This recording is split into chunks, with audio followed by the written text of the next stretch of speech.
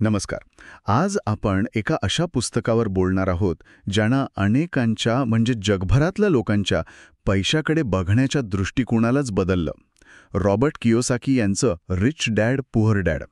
तर आपल्याकडे याच पुस्तकाचं एक सविस्तर विश्लेषण आहे. हो, अगदी. म्हणजे काही लोक याला आर्थिक स्वातंत्र्याचा मार्ग मानतात, तर काहींना वाटतं की हे थोडं दिशाभूल करणारं आहे. बरोबर. तर याच विश्लेषणाच्या आधारे आपण जरा सखोल चर्चा करूया.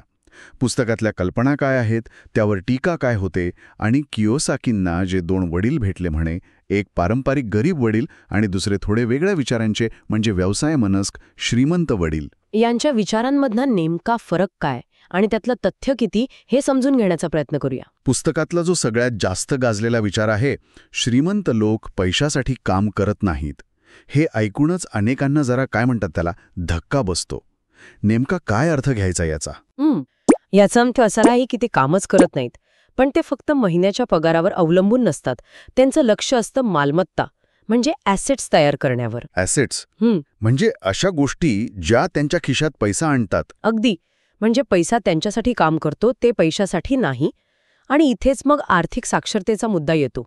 म्हणजे फक्त पैसे मिळवणं नाही, तर ते सांभाळणं, वाढवणं हे जमायला हवं. मालमत्ता आणि देणी म्हणजे ॲसेट्स आणि लायबिलिटीज. पुस्तकातली ही अगदी मूलभूत संकल्पना आहे, पण ती खरंच इतकी सरळ आहे का? पुस्तक तर खूप सोप्या पद्धतीने सांगतं. मालमत्ता म्हणजे जी गोष्ट तुमच्या खिशात पैसे टाकते. समजा भाड्याने दिलेली जागा, स्टॉक्स, तुमचा व्यवसाय. आणि देणी म्हणजे? देणी म्हणजे जी तुमच्या खिशातून पैसे नेते, म्हणजे कर्ज, क्रेडिट कार्डचं बिल. आणि इथेच कियोसाकी एक जरा धक्कादायक विधान करतात. कोणतं? ते म्हणतात की तुमचं स्वतःचं घर ज्यात तुम्ही राहता ते मालमत्ता नाही, तर देणं असू शकतं. काय सांगताय? पण का? कारण त्यावर होणारा खर्च म्हणजे हप्ते, मेंटेनन्स हे तुमच्या खिशातून पैसे काढतात ना. हा विचार आपल्या पारंपरिक आर्थिक समजुतींच्या अगदी विरुद्ध आहे, बरोबर? हो, खरंय. म्हणजे मालमत्ता आणि देणीतला फरक समजून घेण्यासाठी अकाउंटिंगचं ज्ञान पण हवं थोडंफार. नक्कीच. आणि हा फरक फक्त कागदावरचा नाही, तर प्रत्यक्षातला आहे. म्हणूनच पुस्तक म्हणतं की तुमच्या स्वतःच्या व्यवसायाकडे लक्ष द्या. म्हणजे नोकरी करत असाल तरी स्वतःची मालमत्ता तयार करा. म्हणजे ही फक्त पैशाची गोष्ट नाहीये, तर मानसिकतेची आहे. कर्मचारी मानसिकतेतून बाहेर पडून उद्योजक किंवा गुंतवणूकदारासारखा विचार करणं. अगदी अगदी बरोबर. आणि याच संदर्भात तो दुसरा विचार येतो, कमावण्यासाठी नाही तर शिकण्यासाठी काम करा. अच्छा, म्हणजे फक्त एकाच कामात एक्सपर्ट होण्याऐवजी? हो, विक्री, मार्केटिंग, संवाद, फायनान्स अशा अनेक गोष्टी शिका ज्या तुम्हाला पुढे स्वतःचं काहीतरी उभं करायला मदत करतील. एकाच नोकरीवर अवलंबून राहू नका, असं त्यांचं म्हणणं आहे. या पुस्तकाची लोकप्रियता तर प्रचंड आहे. मला वाटतं 4 कोटींपेक्षा जास्त प्रती विकल्या गेल्यात. याची कारणं काय असतील? एक तर भाषा खूप सोपी आहे, कुणालाही सहज कळेल अशी, आणि ते लोकांना प्रेरणा देतं. जे लोक शिकून चांगली नोकरी मिळव ह्याच विचारात अडकलेले असतात त्यांना हे पुस्तक वेगळा विचार करायला लावतं. बरोबर. त्यामुळे अनेक लोक आर्थिक नियोजनाकडे वळले असतील, हे खरं आहे. हो, पण या लोकप्रियतेसोबतच यावर टीकाही खूप होते. सगळ्यात मोठा आक्षेप असा घेतला जातो की यात ठोस सल्ले कमी आहेत.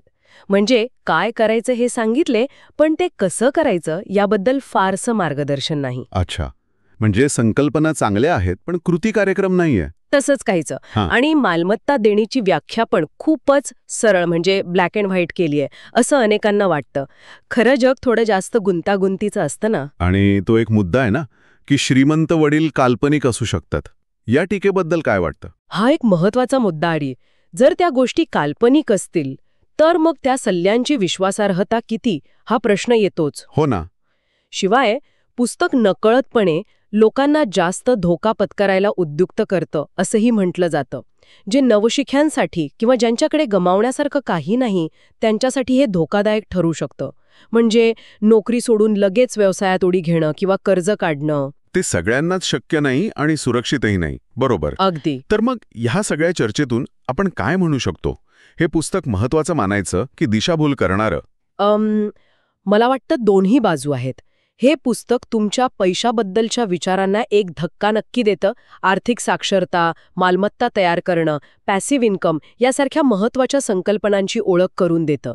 ही एक चांगली सुरुवात आहे. म्हणजे ज्यांनी कधी आर्थिक विचार केला नाही त्यांच्यासाठी? हो, त्यांच्यासाठी विशेषतः. पण हे काही अंतिम सत्य किंवा परिपूर्ण मार्गदर्शन नाहीये. म्हणजे यावर पूर्णपणे अवलंबून राहू नये. अजिबात नाही. यातल्या कल्पना जरी आवडल्या तरी त्यावर लगेच कृती करण्याआधी आणखी अभ्यास करणं, कदाचित तज्ज्ञांचा सल्ला घेणं आणि स्वतःच्या परिस्थितीचा विचार करणं खूप महत्वाचं आहे. म्हणजे पारंपरिक मार्गांवर प्रश्न विचारायला शिकवणं ही याची ताकद म्हणायची. हो, बरोबर. प्रश्न विचारायला शिका, पण उत्तरं शोधताना अधिक सावधगिरी बाळगा. हा या पुस्तकाचा खरा संदेश असू शकतो. ठीक आहे. आणि एक शेवटचा विचार. पुस्तकावरची जी टीका आहे, म्हणजे ठोस सल्ल्यांचा अभाव किंवा धोक्यांकडे दुर्लक्ष, हे लक्षात घेऊन आपण असा विचार करू शकतो का की कियोसाकींनी सांगितलेली जी श्रीमंत मानसिकता आहे ती स्वीकारावी, पण त्याच वेळी त्यांनी न सांगितलेले किंवा दुर्लक्षित केलेले जे आर्थिक धोके आहेत ते कसे टाळता येतील, म्हणजे या मानसिकतेचा वापर अधिक सुरक्षित, व्यावहारिक पद्धतीने कसा करता येईल यावर विचार करायला नक्कीच जागा आहे.